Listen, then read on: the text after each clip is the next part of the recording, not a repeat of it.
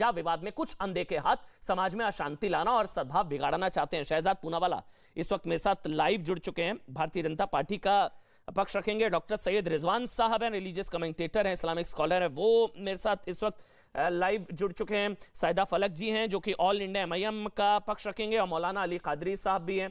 आप सबका बहुत बहुत स्वागत।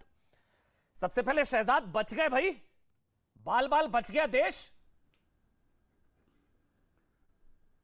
देखिए अमन जी, आज पूर्ण तरीके से स्पष्ट है कि हिजाब बहाना था, दंगे भड़काना था, क्योंकि वोट कमाना था, यूपी पर निशाना था। और ये आज स्पष्ट हो चुका है कि ये स्पॉन्टेनियस नहीं, ये स्पॉन्सर्ड ऑर्गेनाइज्ड मूवमेंट था। ये ऑर्गेनिक नहीं, ये ऑर्गेनाइज था, ये आयोजित था। और इसके पीछे जो करता धरता है, मैं आपको एक और लाइन पढ़कर सुनाना चाहता हूं जो पेज नंबर 32 पर कोर्ट ने बताई है। और वो बताती है कि इसमें पहले स्टूडेंट्स को कोई आपत्ति नहीं थी, परंतु जब popular front of India, campus front of India, Jamaat Islami and students Islamic organisation, इन्होंने ब्रेन वॉश किया बच्चों को, और उसके बाद ही यह मामला शुरू हुआ।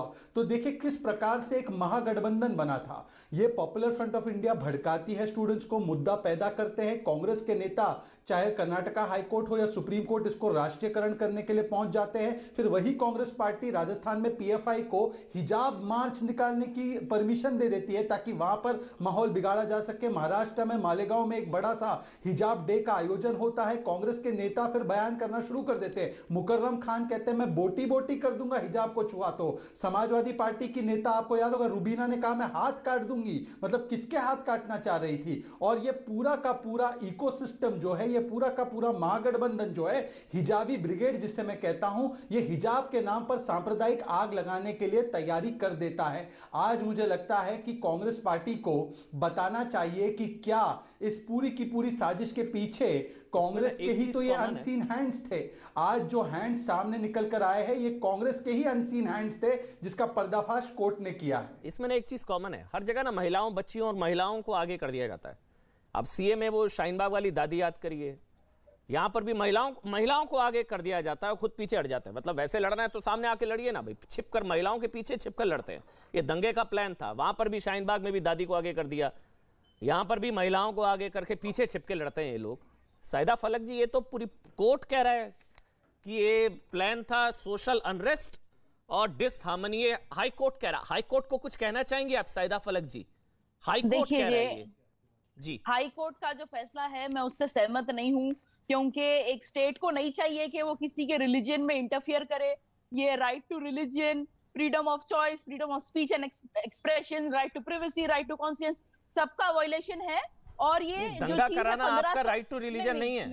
दंगा कराना राइट टू स्पीच नहीं है। दंगा राइट टू दंगे का ही तो प्लान था। ये तो कोर्ट कह रहा है मैम, आपने पढ़ा नहीं है, ऑर्डर पढ़ा है अपने कोर्ट का। मैं मानती हूँ इसके पीछे बहुत सारे लोगों का हाथ है, और मेरा ये मानना है कि इसके पीछे जो हिंदुत्व आइडियोलॉजी लाना चाहते हैं उनका हाथ है। वो हिंदुत्व वाले थोड़ी ना हिजाब की लड़ाई लड़ रहे हैं। नहीं नहीं नहीं नहीं, देखिए हिजाब बैन शुरू कहां से हुआ? बीजेपी के एमएलए ने हिजाब बैन नहीं है, नहीं हिजाब बैन नहीं है, हिजाब बैन नहीं है, भड़काइए नहीं। कॉलेजेस में नहीं नहीं नहीं, कॉलेजेस में है ना, क्लासरूम में है, और बैन नहीं है वहां यूनिफॉर्म है। एक सेकंड, तिलक, बिंदी, सिंदूर सब बैन कर दिए, पगड़ी, क्रॉस सब बैन कर दिए, खाली हिजाब क्यों? Because this is anti Muslim. क्या बैन कर दिया? एक मिनट, क्या बैन कर दिया? क्या बैन कर दिया?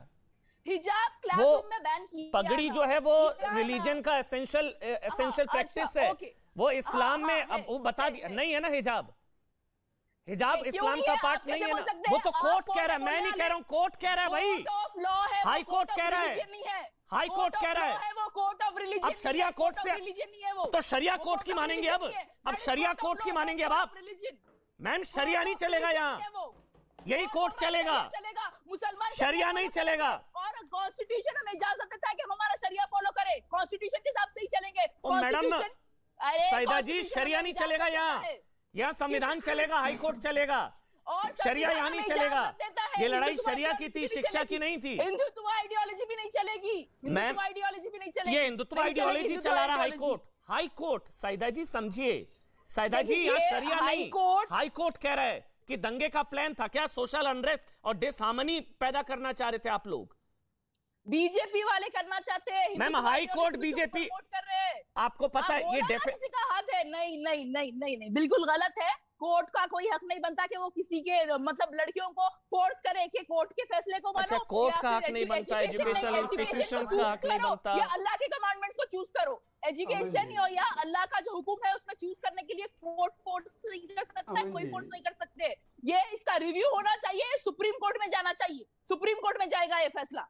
मुझे उम्मीद है कि पिटिशनर जो है सुप्रीम कोर्ट में अच्छी बात इसकी सुनवाई करेंगे। ये खूबसूरती है लोकतंत्र की और ये आपका संवैधानिक अधिकार है, आप जा सकती हैं सुप्रीम कोर्ट और इसको चुनौती दी जा सकती है, बिल्कुल सही बात है। लेकिन मैम कोर्ट ने ये कहा है कि ये लगता है कि कुछ अनसीन हैंड्स थे इसके पीछे जो to engineer social unrest and disharmony, कि इसके पीछे मंशा थी समाज में सामाजिक सद्भाव तोड़ने और अनरेस्ट क्रिएट करने की। बस मैं वो जानना चाह रहा था, ये लड़ाई हिजाब की कभी थी ही नहीं साहिदा जी, ये बल्कि मेरी नजर में, अगर आप मेरे को एक 30 सेकंड दें, ये मेरी नजर में मैम ये महिलाओं की जीत है, ये मुस्लिम बच्चियों की जीत है। वो बेफिक्र और बेपर्दा रह पाएंगी, वो आजादी, वो जो आजादी मिली है उनको, वो बेड़ियां जवाब देगी हिजाब जो हिजाब ठीक है सही। अच्छा हाँ शहजाद, फिर मैं आ रहा हूँ, अंबर जैदी भी हैं, डॉक्टर रिजवान अहमद भी हैं, आप बोलिए शहजाद। अमन जी, ये तस्वीर जरूर देखिएगा, आपको स्क्रीन पर दिखाई देगी, कैमरा पर्सन जूम करेंगे। ये हमारी बहन सईदा फलक है, बिना हिजाब के कराटे करते हुए। मुझे तो बड़ा गर्व होता है उन पर कि वो कराटे कर रही है बिना हिजाब के। परंतु जो बात खुद पर लागू होती है, देखिए एक सेकंड मुझे बात करने दीजिए, ये तस्वीर जूम कीजिए, ये सईदा फलक है, इंटरनेशनल कराटे चैंपियन। तो अपनी खुद की जब बात आती है तब तो हिजाब हटा के कराटे करना है, परंतु बच्चियों को राजनीतिक मकसद से हिजाब के चंगुल में कैसे फंसाकर, कैसे उनको भड़काकर, दंगे लगाकर वोट कमाने के लिए झूठ परोसना है। और इसी झूठ का आज पर्दाफाश कोर्ट ने किया है कि हिजाब इस्लाम का अभिन्न अंग नहीं है और ना दंगे करना आपके रिलीजियस राइट का अभिन्न अंग है। सैदा जी कान खोल, दंगे किसने किया? दंगे कराना is not your right to religion, ये राइट टू फ्रीडम नहीं है आपका कि मैं दंगे करा दूंगी। और कोर्ट की बात को मानना, ये देश संविधान से चलता है, ये सुप्रीम कोर्ट और हाई कोर्ट से चलने वाला देश है, ये शरिया कोर्ट से नहीं चलता। तो आपको कोर्ट की बात माननी चाहिए। अगर आप सही मायनों में महिलाओं के साथ खड़ी होती तो आप कहती उन बच्चियों से कि बच्चियों, आपको आज कह दिया है कोर्ट ने, आप किताब पकड़ो, परंतु आज भी आपको हिजाब के नाम पर आग लगाना है। इसीलिए आप कह रही है किताब छोड़ दो और हिजाब के नाम पर आंदोलन करो। ऐसा ही एक फैसला 1985 में, डॉक्टर रिजवान अहमद मैं आपके पास आ रहा हूं, 1985 में शाबानो मामले में आया था, जिसमें मुस्लिम महिलाओं की जीत हुई थी और कट्टरपंथी मौलानाओं की हार हुई थी। तब की सरकार ने कट्टरपंथी मौलानाओं के दबाव में आते हुए कोर्ट के फैसले को पलट दिया। आज भी यह फैसला मेरी नजर में मुस्लिम बच्चियों की जीत है, मुस्लिम बहनों की जीत है, जो बेपर्दा बेफिक्र रहना चाहती हैं और वो आजादी से जी पाएंगी, मुझे लगता है ये। और ये उन कट्टरपंथी मौलानाओं की हार है जो हिजाब में ढकना चाहते हैं बच्चियों को, अगर मैं गलत होता हूं।